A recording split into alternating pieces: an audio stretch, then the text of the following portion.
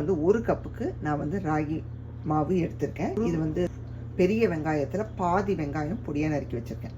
அதை உள்ள சேர்த்து பச்சை மிளகா 3 பச்சை மிளகா காரத்துக்கு இஞ்சி வந்து பார்த்தீங்கன்னா ஒரு சின்ன துண்டு இஞ்சியை நான் வந்து பொடியாக நறுக்கி வச்சுருக்கேன். அதை சேர்த்து சீரகம் ஒரு 1/4 டீஸ்பூனுக்கு.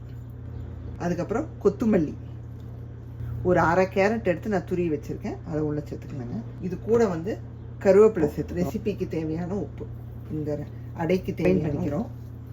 விட்டுறக்கூடாதுங்க, கொஞ்சம் கொஞ்சமாக விட்டு பிசையணும். பார்த்தீங்கன்னா நல்லா பெசரி எடுத்தாச்சுங்க. நமக்கு வந்து நல்லா நீட்டாக வந்து பாருங்கள் ஒன்று சேர வந்துருச்சு.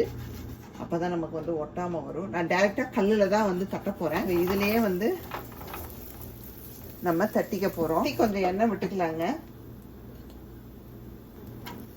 இப்போ திருப்பி விட்ட பிறகு அடுத்த சைடு நல்லா வேகட்டுங்க. இப்போ இதே எடுத்துடலாம். எவ்வளோ சூப்பராக ரெடி ஆகிடுச்சு பாருங்கள். நீங்களும் பார்த்துருப்பீங்க.